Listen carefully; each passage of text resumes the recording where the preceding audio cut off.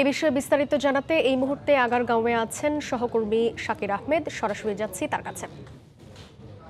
আমি এখন আছি নির্বাচন কমিশনে। দর্শক, আপনারা জানেন যে আজ সকাল থেকেই এনআইডির যে সার্ভার সেটি বন্ধ রয়েছে। আমরা দেখতে পেয়েছি এই সার্ভারকে ব্যবহার করে বিভিন্ন ধরনের যারা সেবাগ্রহীতা রয়েছেন সরকারের হিসাবে সেটি 12 কোটিরও বেশি মানুষ, সেই মানুষ কিন্তু বিড়ম্বনায় পড়েছেন। আমরা দেখতে পেয়েছি জাতীয় পরিচয়পত্র সংশোধনের জন্য অনেকে কিন্তু এই নির্বাচন কমিশনে এসেছিলেন। তারা কিন্তু বলছেন যে আগে থেকে কোনো ধরনের ঘোষণা ছাড়াই এই ধরনের সার্ভার বন্ধের ফলে তারা কিন্তু বিড়ম্বনায় পড়েছেন এবং অনেকে তাদের পাসপোর্ট সংশোধনের জন্য এই জাতীয় পরিচয়পত্রটি খুব দ্রুত সময় সংশোধন করা দরকার, তারাও কিন্তু বিড়ম্বনা পড়েছেন। পাশাপাশি আরেকটি বিষয় আপনাকে জানিয়ে রাখতে চাই, এই সার্ভারটি যে বন্ধ রয়েছে সেটি নিয়েও কিন্তু এক ধরনের ধোঁয়াশা রয়েছে।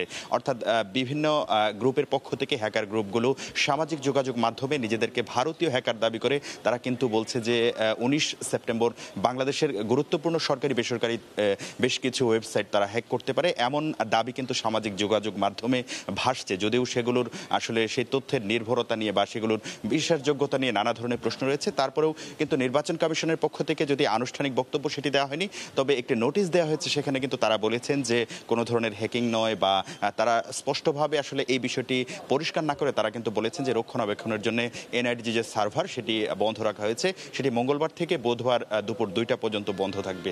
এবং পাশাপাশি আমরা চেষ্টা করছি যে এখানে আসলে নির্বাচন কমিশনের পক্ষ থেকে আনুষ্ঠানিক কোনো বক্তব্য পাওয়ার জন্য, তখন হয়তো আমরা এই বিষয়টি আরও নিশ্চিতভাবে বা পরিষ্কারভাবে দর্শকদেরকে জানাতে পারবো আসলে কি এটি হ্যাকিংয়ের কবলে পড়েছে নাকি রক্ষণাবেক্ষণ করেছে। তবে এখনও পর্যন্ত নির্বাচন কমিশন থেকে বলা হচ্ছে যেটি জানানো হয়েছে সেটি হচ্ছে রক্ষণাবেক্ষণের জন্য এই সার্ভার সেটি আসলে বন্ধ রাখা হয়েছে। পাশাপাশি তারা বলেছেন যে আগামীকাল অর্থাৎ বুধবার দুপুর 2টায় সেটি চালু করা হবে। তো এই ছিল রাজধানীর যে আগারগাঁওয়ের নির্বাচন কমিশন থেকে সার্ভার বন্ধ থাকার সর্বশেষ খবরাখবর।